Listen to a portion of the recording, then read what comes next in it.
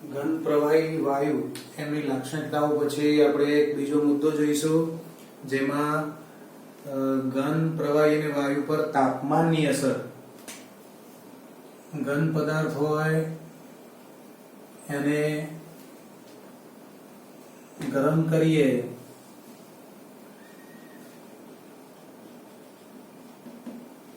તો એ પ્રવાહીમાં ફેરવાય છે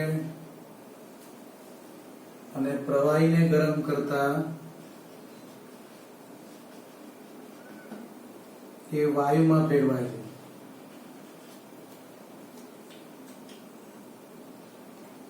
એ જ રીતે વાયુને ઠંડો પાડતા એ પ્રવાહીમાં ફેરવાય છે અને પ્રવાહીને ઠંડુ પાડતા એ ઘનમાં ફેરવાય છે. તમે જાણો છો કે બરફ છે, બરફને બહાર મૂકો એટલે પ્રવાહીમાં ફેરવાઈ જાય. પ્રવાહીને ગરમ કરો તો એ વાયુમાં ફેરવાઈ જાય. હવે એવું ઉદાહરણ કોઈ તમારા ધ્યાનમાં ખરું મિત્રો કે ઘરને ગરમ કરીએ તો સીધું વાયુમાં રૂપાંતરિત થઈ જાય. ઘરને ગરમ કરીએ તો એ સીધું વાયુમાં રૂપાંતર થઈ જાય. એવું કોઈ ઉદાહરણ તમે જાણો છો? તમે નવરાત્રીમાં આરતી કરતા હશો, એ સમયે આરતી કરતી વખતે એક ચોરસ ટુકડો તમારી થાળીમાં મૂકવામાં આવે છે અને જેવો મૂકીએ એવો તરત જ એ વાયુ સ્વરૂપમાં ફેરવાઈ જાય છે. તો એનું નામ યાદ આવ્યું તમને? એ કયો પદાર્થ હતો? કપૂર. કપૂરને કેમિસ્ટ્રીમાં કેમ્ફર પણ કહેવાય. તો ઘનમાંથી સીધું વાયુમાં રૂપાંતર થાય એને ઉર્ધ્વપાતન કહેવાય. શું કહેવાય એને? ઉર્ધ્વપાતન કહેવાય. તો આ અવસ્થા ઉપર ગરમીની અસર છે.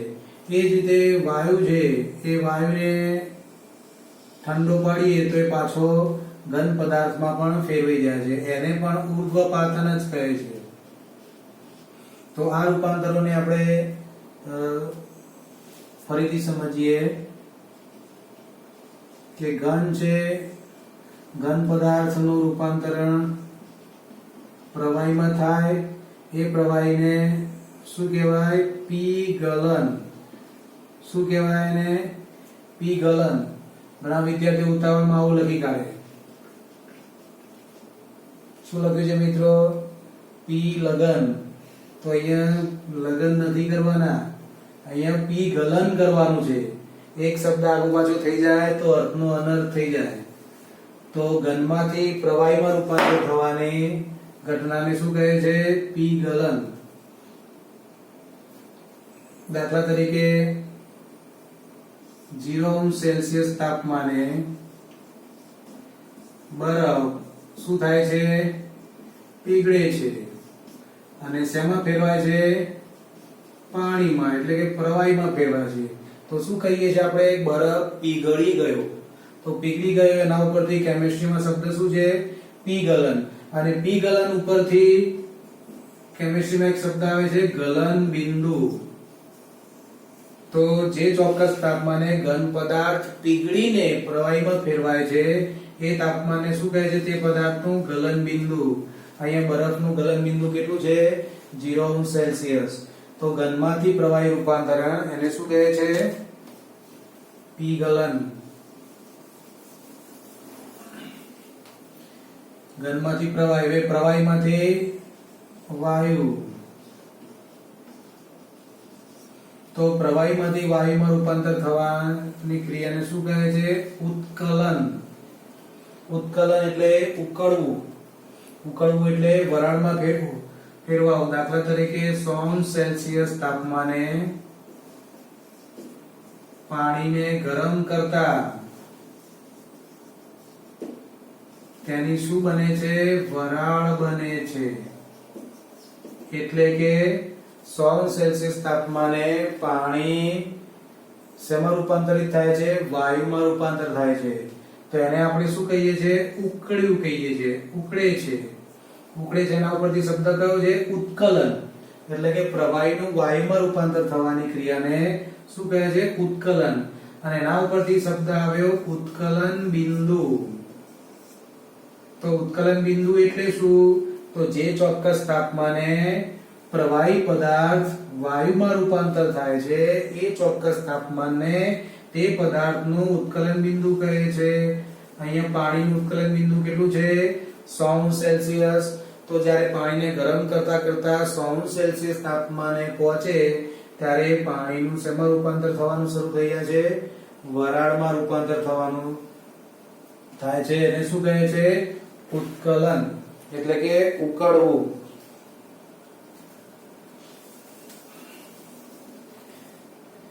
હવે ઘનમાંથી પ્રવાહી, પ્રવાહીમાંથી વાયુ, હવે ઘનમાંથી સીધો વાયુ. તો ઘનમાંથી સીધો વાયુમાં રૂપાંતર થાય છે એને શું કહે છે? ઉર્ધ્વપાતન. એટલે કે ઘન પદાર્થને ગરમ કરીએ એટલે સીધો શેમાં રૂપાંતર થઈ જાય? વાયુમાં. એવા કેટલા પદાર્થો છે? તો કપૂર તમે જાણો છો, કપૂરને કેમ્ફર કહેવાય. કોઈ વખતે ઘરે દીવાબત્તી થતી હોય અને મમ્મી કપૂર સળગાવે અને વાયુમાં ફેરવાય તો મમ્મીને જઈને કહેવાય કે મમ્મી તે જે સળગાવ્યું એને કપૂર, એને કેમ્ફર કહેવાય. અને એને ગરમ કરીએ તો સીધું વાયુમાં ફેરવાય છે. આ ક્રિયાને ઉર્ધ્વપાતન કહે છે. તો મમ્મી પણ ખુશ થઈ જાય કે મારો છોકરો કે છોકરી બહુ હોશિયાર છે, એને બધી ખબર પડે છે. ઘરમાં તમે આસપાસમાં કેમિસ્ટ્રી શોધશો તો કેમિસ્ટ્રી બહુ સરળતાથી એને જલ્દી આવડી જશે. કપૂર સિવાય બીજા પણ કેટલાક પદાર્થોનું હું ઉદાહરણ લખું છું. ઘન I2. તો ઘન I2 પણ એ ઉર્ધ્વપતન પામતો પદાર્થ છે. સૂકો બરફ, આના વિશે તમે ભણી ગયેલા છો. ઠંડક ઉત્પન્ન કરતો વાયુ છે સૂકો બરફ, જેને કહેવાય ઘન કાર્બન ડાયોક્સાઇડ. તો એ પણ ઉર્ધ્વપાતન પામે છે. આના સિવાય પણ ધોરણ 9 માં તમે ભણી ગયેલા છો નવસા. નવસાનું સૂત્ર યાદ કરો, કયું હતું? NH4Cl. એનું નામ, રાસાયણિક નામ એમોનિયમ ક્લોરાઇડ. તો આ પણ એક ઉર્ધ્વપાતન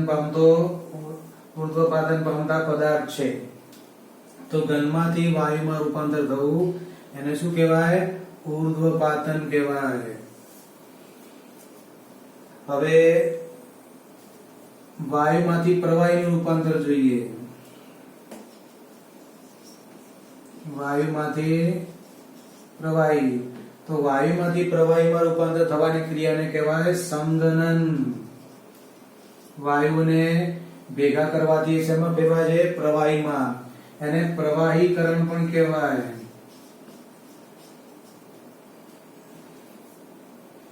અવકાશમાં ક્રિયા થતી હોય, સમુદ્રના પાણીનું બાષ્પીભવન થયા પછી બાષ્પ એટલે કે વાયુ બને, એ અવકાશમાં ઉપર ચડે એટલે કે વાયુ ઠંડો પડે એટલે શેમાં ફેરવાય છે? પ્રવાહીમાં. તો એને શું કહેવાય? સંઘનન અથવા પ્રવાહીકરણ કહેવાય. હવે પ્રવાહી લઈએ. એ પ્રવાહીનું રૂપાંતર ઘનમાં થાય. એ પહેલા એક બીજું તમને યાદ કરી દઉં મિત્રો કે વાયુમાંથી પ્રવાહીમાં રૂપાંતર થવાનો એક પ્રયોગ તમે નીચલા ધોરણમાં ભણ્યા છો કે એક પાત્ર લેવામાં આવે, ચંબુ. એ ચંબુમાં ડોળું પાણી લેવામાં આવે અને એને ગરમ કરવામાં આવે. એના ઉપર એક કાણાવાળો બુચ ભરાવવામાં આવે અને એ બુચમાંથી કન્ડેન્સર નામનું એક સાધન લગાવવામાં આવે છે. એ સાધન માં પાણી પસાર કરવાનું હોય છે. એ સાધન આવું હોય છે, જો તમને યાદ હોય તો.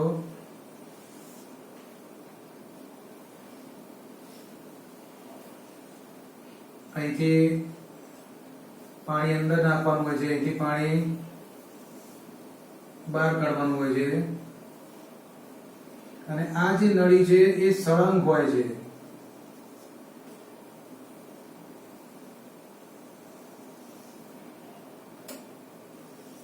અને આ ભાગ ઉપરનો ખુલ્લો હોય છે. એ ખુલ્લા ભાગમાં પાણી ફરતું સર્ક્યુલેશન પામતું હોય છે. અને અહીંથી વરાળ દાખલ કરવામાં આવે છે. તો અહીંયા એના પાણીના ટીપા નીકળે છે. એટલે કે વરાળ ઠંડી કરવાનું સાધન છે જેને કન્ડેન્સર કહેવાય છે. અહીંયા આસપાસમાં બધું પ્રવાહી ફરતું હોય છે. એ પ્રવાહીના સંપર્કમાં વરાળ આવે એટલે ઠંડી પડે એટલે પાણીમાં ફેરવાય. આ ક્રિયાને આપણે પ્રવાહીકરણ કહે છે. ઇંગ્લિશમાં એને કન્ડેન્સેશન કહેવાય. એના ઉપરથી સાધનનું નામ પડ્યું છે કન્ડેન્સર. એ કન્ડેન્સર તમે જોયું હશે, ના જોયું હોય તો જ્યારે લેબોરેટરીમાં જવાનું થાય ત્યારે જોઈ લેજો. હવે પ્રવાહીનું રૂપાંતર ઘનમાં. તો તમે જાણો છો કે પ્રવાહીને જ્યારે આપણે ફ્રીઝરમાં મૂકીએ ત્યારે શેમાં ફેરવાઈ જાય છે? બરફમાં, એટલે કે ઘન પદાર્થમાં ફેરવાય છે. તો એને આપણે શું કહીશું? ઘનીકરણ. શું કહીશું? ઘનીકરણ. ઘ છે, ધનીકરણ નથી. અહીંયા આપણે ધનવાન બનવાનું નથી. એ શું કરવાનું છે? ઘનીકરણ. તો પ્રવાહીનું ઘનમાં રૂપાંતર થવાની ક્રિયાને શું કહે છે? ઘનીકરણ. હવે એ જ રીતે વાયુ હોય, એ વાયુને ઠંડો પાડીએ તો એ સીધો શેમાં રૂપાંતર પામે છે? ઘનમાં. આ ક્રિયાને પણ આપણે ઉર્ધ્વપાતન જ કહીશું. ઉર્ધ્વપાતન. આવી કોઈ ક્રિયા તમે ક્યાંય જોઈ છે? યાદ કરો કે વાયુમાંથી સીધું ઘનમાં રૂપાંતર થવાની ક્રિયા તમે ક્યાંય જોઈ છે? દાખલા તરીકે આપણે કપૂરને ગરમ કરીએ તો કપૂરને ગરમ કરીને પછી જે વાયુ ઉત્પન્ન થયો હોય એને આપણે ભેગો કરીએ અને ભેગો કરીને ઠંડો પાડીએ તો પાછો એ કપૂરમાં રૂપાંતરિત થઈ જાય. પણ કપૂરના જેમ ચોસલું ના બને, પણ કપૂરના સ્ફટિકમાં ફેરવી જાય. આને તમે યાદ કરો, તમે આના વિશે એક પ્રવૃત્તિ નીચલા ધોરણમાં ભણી ગયેલા છો, નવસારની. એ તમને જો યાદ હોય તો એક વોચ ગ્લાસ લેવાનો. વોચ ગ્લાસને આપણે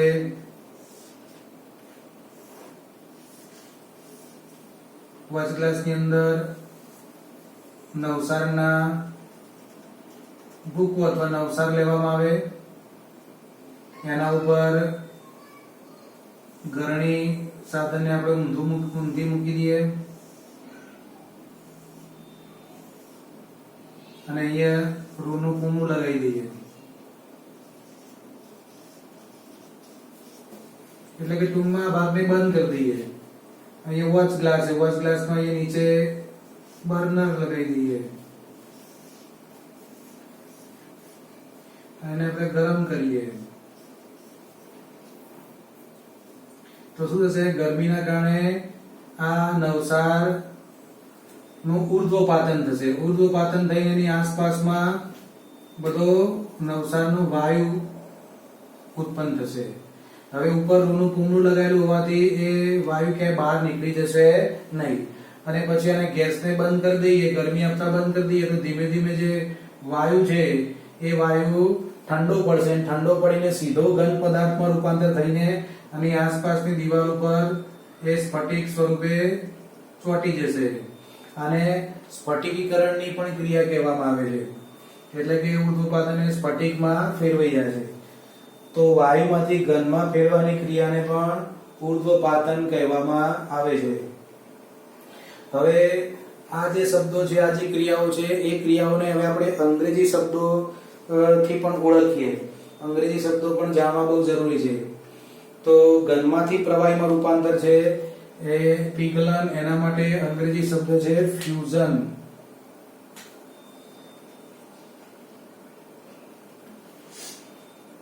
શું કહેવાય એને? ફ્યુઝન. અથવા એનો બીજો શબ્દ છે મેલ્ટિંગ. બીજો શબ્દ કયો છે? મેલ્ટિંગ.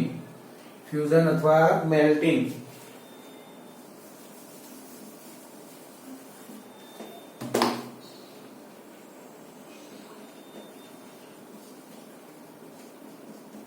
મેલ્ટિંગ ઉપરથી મેલ્ટિંગ પોઈન્ટ શબ્દ આવેલો છે.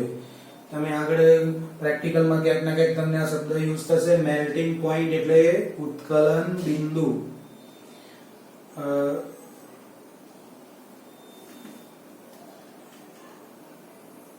હવે ફ્યુઝન પછી બીજો એક શબ્દ જોઈએ. મેલ્ટિંગ પોઈન્ટ એટલે ગલન બિંદુ.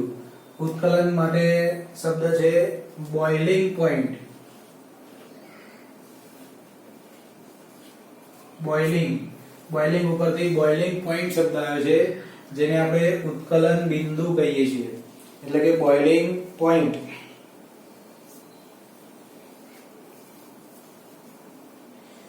બીજો પણ એક આનો શબ્દ છે વેપોરાઇઝ ઉપરથી વેપોરેશન ને વેપોરેશન ઉપરથી ઇવાપરેશન.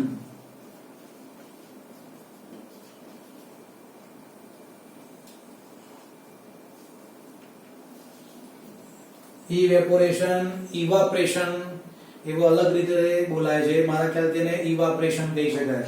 તો ઉત્કલન એટલે બોઇલિંગ અથવા ઇવાપરેશન અને પીગલન એટલે ફ્યુઝન અથવા મેલ્ટિંગ.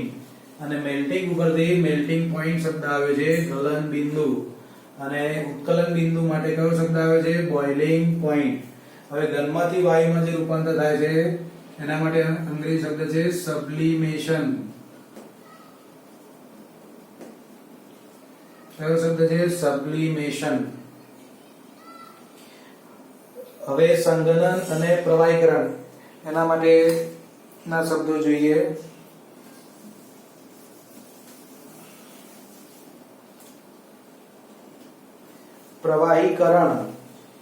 પ્રવાહીકરણ માટે સંઘનન માટે કયો શબ્દ છે? કન્ડેન્સેશન.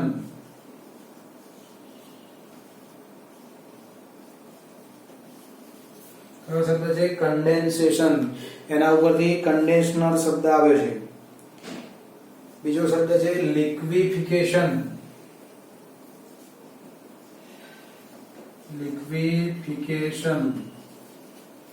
કન્ડેન્સેશન અથવા લિક્વિફિકેશન એટલે પ્રવાહીકરણ કહેવાય. કન્ડેન્સેશન ઉપરથી કન્ડેન્સનર શબ્દ આવે છે. એના પછી ઘનીકરણ એટલે સોલિડિફિકેશન.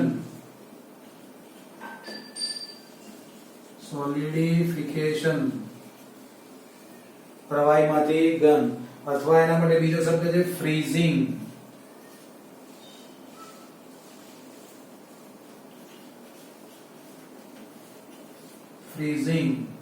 ફ્રીઝમાં તમે પાણીને મૂકો તો શું થઈ જાય છે? બરફ થઈ જાય છે, એટલે કે ફ્રીઝ થઈ જાય છે. એના ઉપરથી શબ્દ છે ફ્રીઝિંગ. એટલે પ્રવાહીમાંથી ઘનમાં રૂપાંતર એટલે ઘનીકરણ અંગ્રેજીમાં એને સોલિડિફિકેશન અથવા તો ફ્રીઝિંગ કહે છે. અને વાયુમાંથી પ્રવાહી એને સંઘનન અથવા પ્રવાહીકરણ અથવા કન્ડેન્સેશન કે લિક્વિફિકેશન કહે છે. અને ઉર્ધ્વપાતન માટે કોમન શબ્દ છે સબ્લિમેશન. કયો શબ્દ છે મિત્રો? સબ્લિમેશન. તો આ ઘન પ્રવાહી અને વાયુ અવસ્થા ઉપર તાપમાનની અસર આપણે જોઈ કે તાપમાન ઘન ઉપર વધારીએ તો એ શેમાં ફેરવાય છે? પ્રવાહીમાં. અને પ્રવાહી પર તાપમાન વધારીએ તો એ શેમાં ફેરવાય છે? વાયુમાં. અને વાયુને ઠંડો પાડતા એ શેમાં ફેરવાય છે? પ્રવાહીમાં. અને પ્રવાહીને ઠંડો પાડવાથી શેમાં ફેરવાય છે? ઘનમાં. તો આ જે શબ્દો છે તમને જેડબલઈ અને નીટમાં બહુ કામમાં આવશે. પુસ્તકની અંદર આટલી બધી ડિટેલ નથી તમને આપ્યું, પણ આ તમને બેઝિક ખબર પડતી હોય તો નીટના અને જેડબલઈ ના પ્રશ્નો સોલ્વ કરવામાં તમને ઘણી સરળતા રહેશે. યાદ રાખવા માટે અહીંથી ઘનમાંથી પ્રવાહી જવાનું. એટલે ઘનમાંથી પ્રવાહી જેને શું કહેવાય? પીગલન, ફ્યુઝન અથવા તો મેલ્ટિંગ પોઈન્ટ. અહીંયા ભૂલ છે, ફ્યુઝન SION આવશે.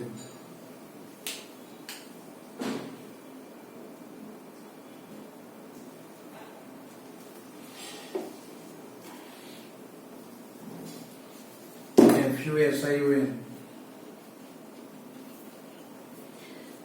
એટલે પીગલન કહેવાય.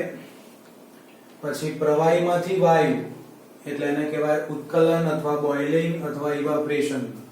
અને ઘનમાંથી વાયુ એને સબ્લિમેશન કહેવાય. વાયુમાંથી ઘન એને પણ સબ્લિમેશન કહેવાય. વાયુમાંથી પ્રવાહી એટલે સંઘનન, ભેગું કરવું અને વાયુમાં ફેરવું. અને વાયુ માંથી પ્રવાહીમાં રૂપાંતર થાય અને પ્રવાહીકરણ પણ કહેવાય. અને પ્રવાહીમાંથી જે ઘન બને છે એ પ્રવાહીમાંથી ઘન બને અને ઘનીકરણ કહેવાય. સોલિડિફિકેશન અથવા ફ્રીઝીકરણ. બરફ વર્ષા થયેલી તમે જોઈ હશે તો પ્રવાહીમાંથી ક્યારેક ઘન સ્વરૂપ બરફ બની જાય અને બરફ ધરતી પર પડતો હોય છે એને ઘનીકરણ કહેવાય. અને વાયુમાંથી ઘન બને અને ઉર્ધ્વપાતન કહેવાય. તો આજનું લેક્ચર આપણે અહીંયા પૂરું કરીએ છીએ. અહીંયા જે મેં આજે ચલાવ્યું તમે વારંવાર એને જોઈ લેજો, એક વિડીયો વારંવાર સાંભળજો એટલે તમને બધા કોન્સેપ્ટ ક્લિયર થઈ જશે. તમે એની નોંધ પણ કરજો, પુસ્તકમાંથી પણ નોંધ કરજો અને મારા વોટ્સઅપ નંબર ઉપર તમે ફોટો મોકલજો. તમે જે મને વોટ્સઅપ નંબરમાં ફોટો મોકલો છો તો જોડે તમારું નામ પણ લખજો એટલે હું તમારો ફોન નંબર નામથી સેવ કરી લઉં. કોઈ પણ પ્રકારનો પ્રશ્ન હોય તો તમે મને વોટ્સઅપમાં મોકલી શકો છો. હજુ ઘણા જાગ્યા નથી એ વિદ્યાર્થીઓ પણ જાગી જજો. અગાઉના લેક્ચરનું લેસન પહેલા મને મોકલજો, પછી નવા બીજા લેક્ચરનું લેસન મોકલજો. લેસન કરવું ફરજિયાત છે. આપણે પ્રસાદ આપવાની છે, તમારે પ્રસાદ લેવાની જ છે, કોઈ છૂટકો નથી. Thank you.